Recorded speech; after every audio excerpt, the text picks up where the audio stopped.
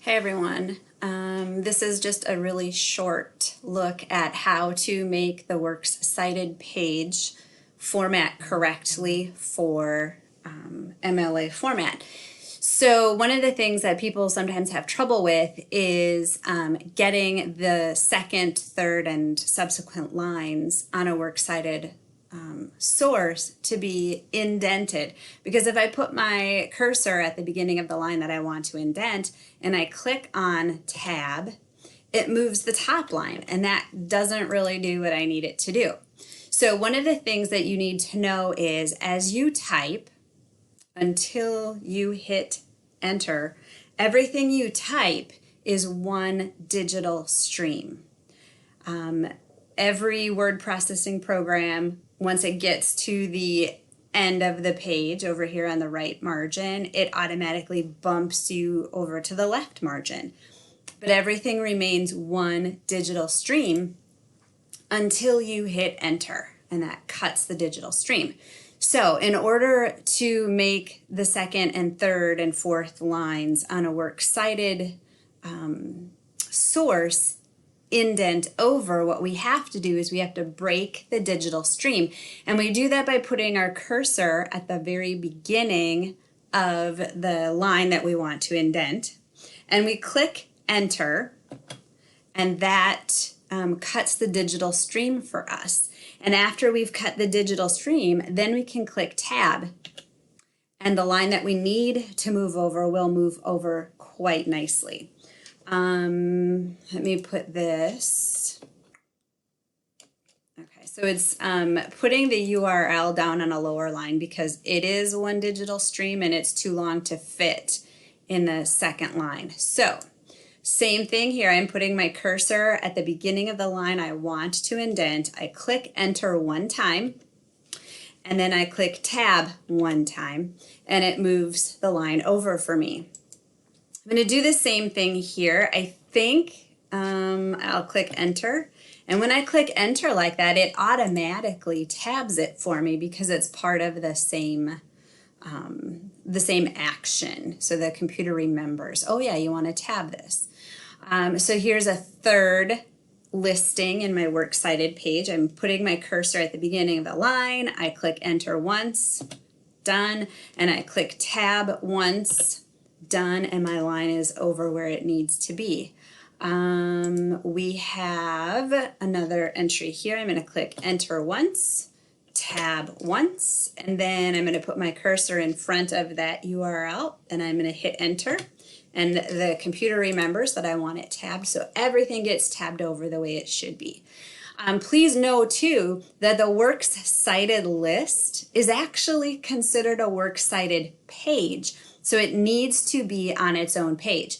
Even if the last page of your essay has one paragraph on it, the Works Cited page needs to be a brand new fresh page. So hit enter a bunch of times until you start a new page so that the Works Cited can have its own page.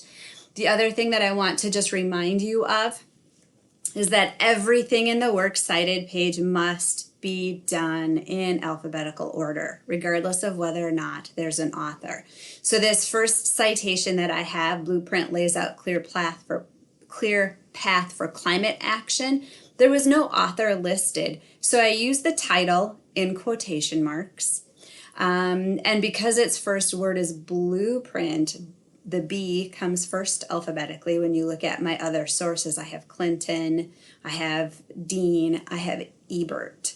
And so everything is in alphabetical order. So I have the author. Let's use the Dean one because that's the most complete Works Cited listing that I have. Cornelia Dean wrote an article, right? So it's Dean, Cornelia. Here is her article, Executive on a Mission Saving the Planet. Articles are put in quotation marks. What did the article come from? It came from a newspaper called the New York Times, and newspapers, magazines, books, they get italicized. So I have the name of the publication.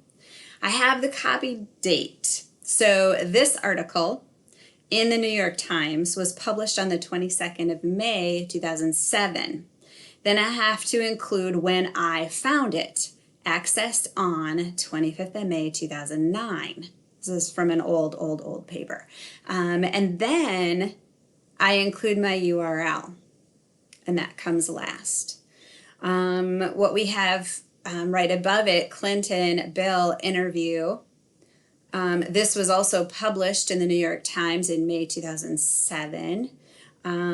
But Bill Clinton is the person who's doing the talking, so it's his interview. We have who he's interviewed by. The article, the interview was given a title, so that goes in quotation marks. It's from the New York Times, the newspaper, right? And so I list when it was published, and I also list when I accessed it. The URL is here, and you can take just a really quick look at the web page. So we can see how this is from the New York Times. It's looking like it's loading very slowly. It might not even be available anymore because it's so old. So I'll close out of it just because it's taking too much time. The other thing I wanted to show you was this one. A blueprint lays out clear path for climate change. That is the article's title. There was no author.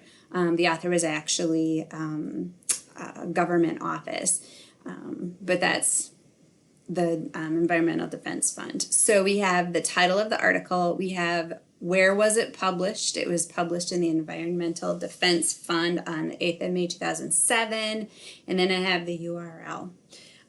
All of this information is important because if someone is reading my paper and they say, hey, that's really interesting, I need to read more about it, they can go to your Works Cited page based on whatever you had in your in-text citation. So if I'm quoting this first article, my in-text citation is going to look like this. Quote, quote, quote, blah, blah, blah, end quote. And then I'll have